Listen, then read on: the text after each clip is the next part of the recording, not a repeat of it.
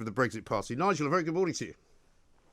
Good morning, and you're absolutely right. Beautiful day, very calm seas, and my intelligence is that so far 11 dinghies have been apprehended and brought into Dover already this morning. Well, given, on average, there's a dozen to 15 people on most of them, you can see we're already well over 100 people that have come in so far today. And just get a handle on this, because one of the reasons that I went out a couple of months ago to expose this is the pace is increasing.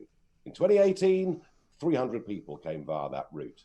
In 2019, just under 2,000 came via that route.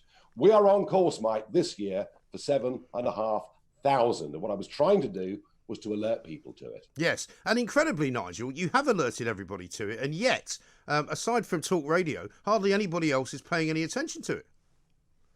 Yeah, well, I'm afraid there is, across mainstream media, a view that things like illegal immigration can't be discussed, because if you even debate it, a finger will get pointed at you and you'll be accused of racism and xenophobia and goodness knows what else. When actually what we're talking about here is, properly controlling our borders, protecting ourselves from importing more COVID-19. And here's the real kicker, over the course of the last month, we have seen 2 horrible murderous attacks carried out by people who have failed asylum seekers. If you haven't got a clue where these young men come from, you're potentially putting yourself in a security difficulty as well. And yet, as you say, mainstream media will not talk about it, which is why the Ofcom report that has come out this morning shows that public trust in the BBC and other organisations is literally collapsing. Yes, and it's hardly surprising. I mean, I've said this many times this year. I never thought I would be so ashamed of my media colleagues as I now find myself to be, because it quite frankly is appalling the way that stories are reported, the way that stories are not reported, and the way that language is used to kind of pretend that something is happening when it clearly isn't. Yeah, I mean, Priti Patel keeps making tough statements. If any of your listeners choose to write to the Home Office to ask for an explanation of what's going on the channel, they will get the sort of bog standard reply that we are working in close cooperation with the French authorities, that we do actually deport people.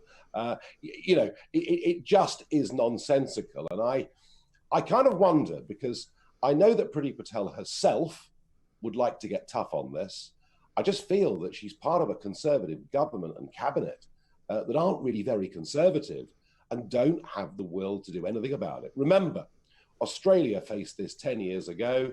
Australia ended the problem. But it's not just, I think, the vast majority of people who hear about these, and when I say young men, bear in mind that over 80% of those that are coming in through Dover are young males between the ages of 18 and 26, coming from all over the world.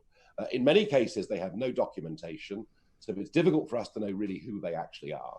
But if people are angry about that, let me promise you something, they'll be even angrier when they find out later on today exactly where these people go, how many of them there are, and what the cost of the British taxpayer is. Well, this is what I wanted to ask you about, because you put a tweet out this morning basically saying, where do all the illegal migrants that come into Dover go? Yesterday, I went to find out. Now, without wishing to sort of, give away too much, if you want to release it later on, what can you tell us? I can tell you that at 4:30 on my social media, you will see a video, and this is me, in response to my films in the channel.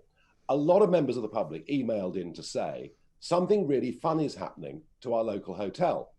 It appears to be full. And one of the reports I got was from Bromsgrove in Worcestershire, in the West Midlands. And I was told that the Hilton Hotel Bromsgrove was now full with 147 young men.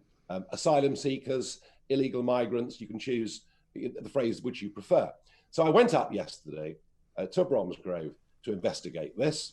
And I walked through the front door and asked whether I could book a room. I was told, no, we're closed. Oh, yeah. I said, but you can't be closed. I can see lots of people milling about. No, we're closed. And if you go onto the website of the Bromsgrove Hilton, you'll find they're booked for the rest of the year. And the reason is that the government have taken over the hotel. They've given the contract to a big company called Serco. And we are now, and just get ready for this, we are now in hotels and private accommodation. We are currently housing 48,000 people who have illegally come into the United Kingdom, who are waiting for a very long period of time to have their asylum claims dealt with. Even if their asylum claims are rejected, which in most cases they will be, they still won't be forced to leave the United Kingdom. So we're putting people up in 4-star hotels, giving them food, giving them £40 a week spending money, free healthcare, free dental care.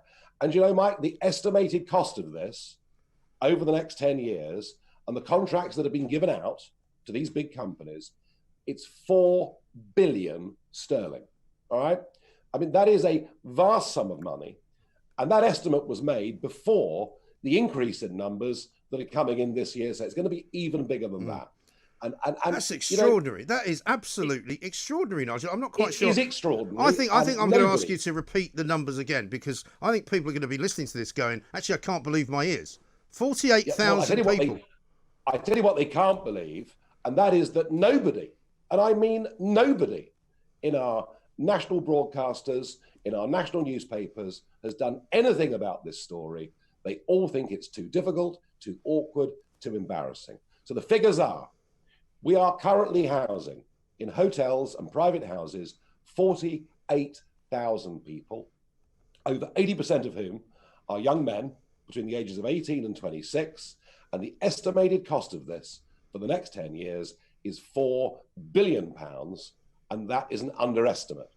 And of course, you know, the other side of this story, and it was revealed a little bit, I think, in Leicester the other week and with some of the fruit picking farms, is that once they get rejected, because they're not refugees, they're not, you know, under the 1951, you know, Geneva Convention definition of refugees, very few of these people qualify.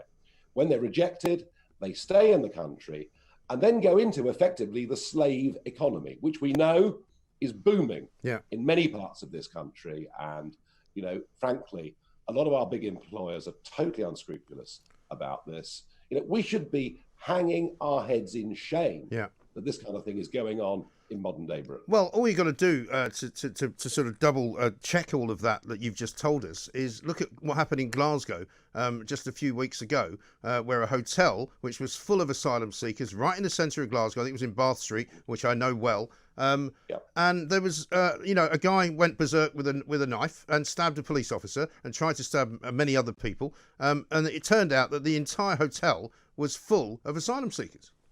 Yeah, I mean, look, we must be slightly careful. You know, not every single person that comes in to the country, you know, is going to behave badly. But you know, when we saw this in 2015 across the Mediterranean, do you remember the very large numbers crossing the Mediterranean? And when Mr. Juncker, on behalf of the European Union, basically said anyone that sets foot on EU soil will be allowed to stay. You know, when that happened, ISIS publicly said, we will use this route to get our operatives into London. And here's a very sobering thought. Of the 8 men that committed those appalling barbarities in Paris just a few years back, 5 of them had got into France by crossing the Mediterranean on small boats. So there is a very real security issue here.